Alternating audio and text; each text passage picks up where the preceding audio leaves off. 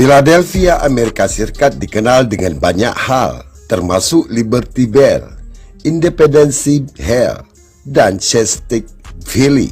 Tetapi tidak berhenti di situ. Meskipun kota ini memiliki sejarah yang kaya, tidak setiap bagian dari negara ini memiliki reputasi terbaik. Terkadang media menutupinya. Lingkungan konsisten telah membuat nama untuk dirinya sendiri karena tingginya tingkat kejahatan di sini, kemiskinan, dan obat-obatan. Muncullah orang-orang yang hidup tanpa rumah, tunawisma. Mereka depresi dan seperti orang setengah gila, seperti zombie kata mereka. Benarkah demikian? Simak video ini sampai selesai agar kita tidak gagal faham. Negara yang kita kunjungi kali ini adalah negara Amerika Serikat. Siapkan kopi dan bersandarlah. Inilah sisi gelap dunia negara Amerika Serikat. Krisis perumahan dan tunawisma yang sedang berlangsung di New York dan krisis kesehatan masyarakat global. Kebangkitan nasional terhadap dampak berbahaya dari ketidakadilan rasial, perubahan kepemimpinan politik, dan protes publik atas konsekuensi dari dekade ketidakpedulian sistematik terhadap kebutuhan yang tidak terpenuhi dari warga New York tentang bagaimana tunawisma massal dilihat dan ditangani oleh pemerintah. Melihat kembali keberhasilan dan kegagalan pemerintah de Blasio dan Cuomo selama 40 tahun terakhir, tema utamanya adalah bahwa tunawisma massal terus menghancurkan komunitas karena dibingkai sebagai krisis tunawisma, bukan sebagai krisis perumahan. Mereka berdiri, tidur di jalanan. Bahkan ada juga di antara mereka yang tidur sambil berdiri.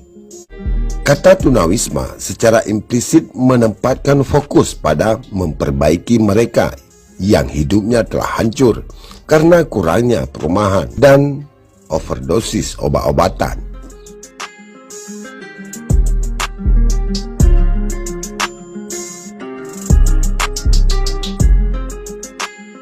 Alih-alih pada alasan mendasar untuk tunawisma massal, kurangnya pilihan perumahan yang terjangkau untuk sebagian besar populasi, melukis tunawisma massal sebagai kegagalan individu daripada ketidakadilan sistemik telah mengakibatkan miliaran dolar dihabiskan untuk tanggap darurat.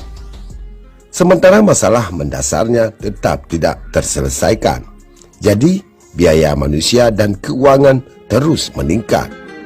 Ribuan orang dan keluarga dengan tempat tinggal yang tidak stabil, yang untuk sementara dapat mencegah tunawisma karena moratorium penggusuran, moratorium yang dicabut pada 15 Januari untuk sementara mengurangi sensus dalam sistem penampungan untuk keluarga tunawisma dengan anak-anak.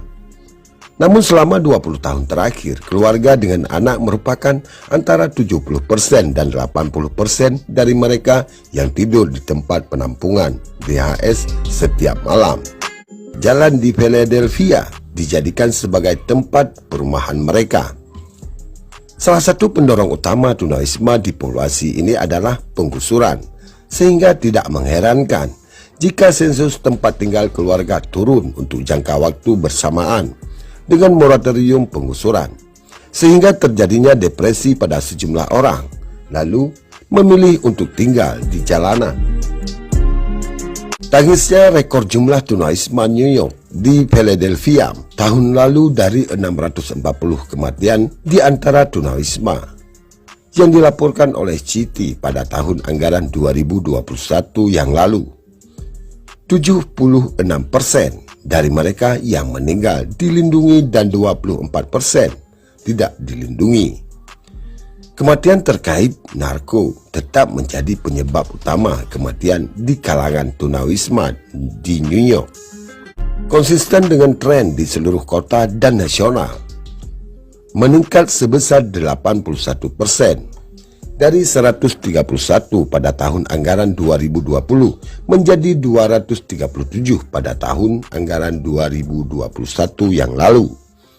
Hal ini mengarisbawahi kebutuhan mendesak untuk layanan pengurangan dampak buruk tambahan dan perluasan pusat pencegahan overdosis ke lebih banyak lingkungan.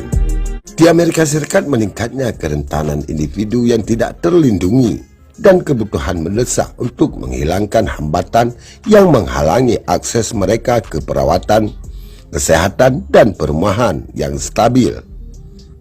Namun kita berharap agar tidak ada warga New York yang harus hidup atau mati tanpa rumah.